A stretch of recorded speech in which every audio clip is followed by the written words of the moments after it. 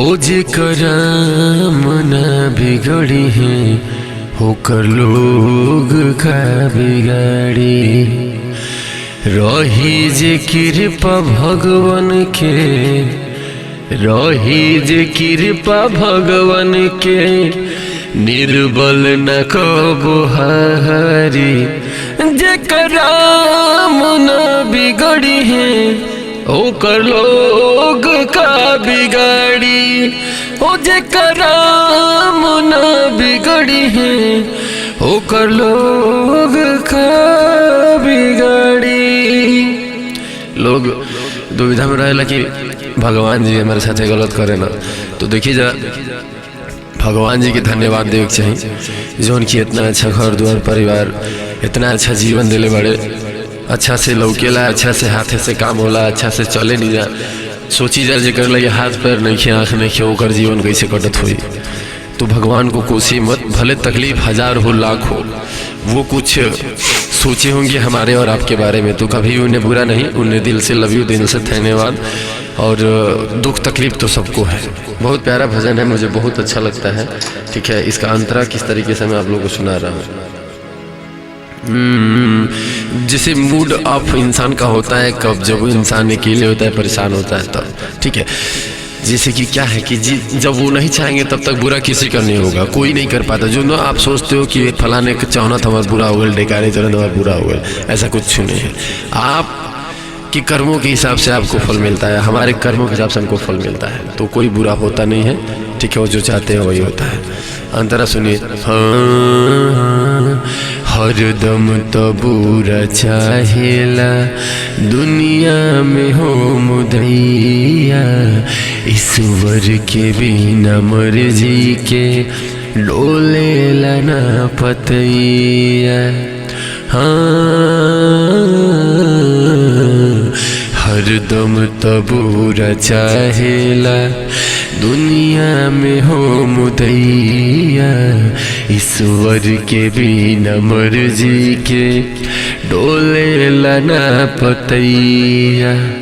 परमाण बादु शासन के, परमाण बादु शासन के, फाटल खिंचत में सहरी। ओ जेकर मन बिगड़ी है ओकर लोग का बिगाड़ी। जेकर मन बिगड़ी है ओकर लोग का बिगाड़ी। क्यों गए कुछ ही चाला से कुछ नहीं क्यों क्या वाला। वो जब चाहेंगे तभी बुरा होगा, वो चाहेंगे तो अच्छा होगा। ठीक है, कष्ट है जीवन में, तकलीफ है, बहुत ज़्यादा है, उसको करने में कोई मतलब नहीं है। और प्रेम क्या चीज़ होता है मैं आप लोगों को बता दूं, एक दूसरे पे भरोसा, यही सबसे बड़ा प्रेम होता है। अगर आप किसी से प्रेम करते हो तो आप उस पर भरोसा करो, वो आपके साथ कभी गलत नहीं कर सकता है, समझे, कभी भी गलत नहीं कर सकता है। अगर आप उसे समझोगे, आप उसे अपना मानोगे, ठीक है, वो बहुत झेलता है यार, क्या बताऊँ मैं कितना झेलता है। मैं खुद फेस करता हूँ उस चीज़ को कि मैं जीवन में कितनी कठिनाइयाँ हैं, कितना तकलीफ है, पूरा दिन कट जाता है, बिना खाना खाए हुए रह जाता हूँ, कैसे कैसे मेरी लाइफ है मैं जानता हूँ।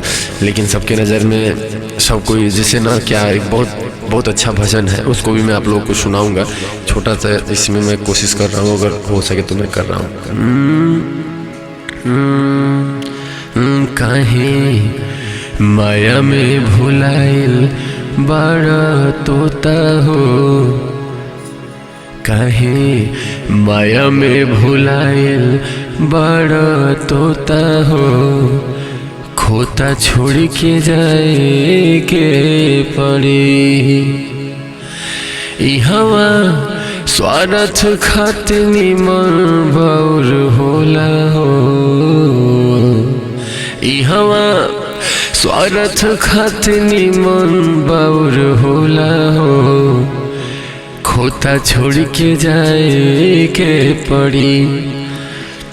बहुत अच्छा भजन है, मुझे बहुत अच्छा लगता है। राजन जी महाराज का भजन हुआ, गाया हुआ भजन है कि काहे माया में भुलाइल बड़ा तोता हो,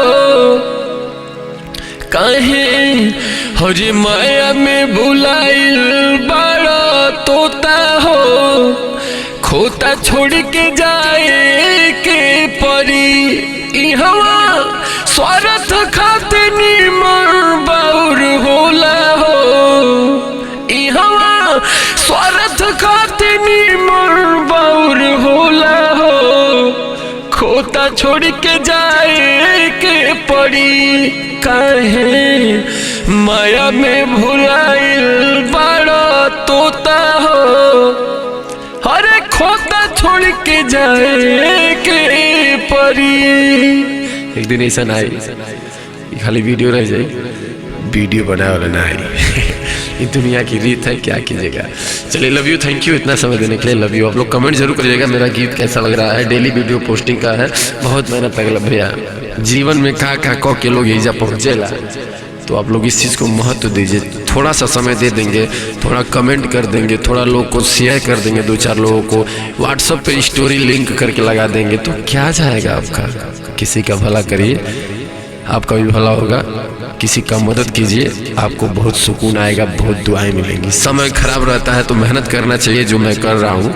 अगर समय अच्छा हो जाए तो किसी का मदद करना चाहिए, वो मैं आगे करूँगा। Love you.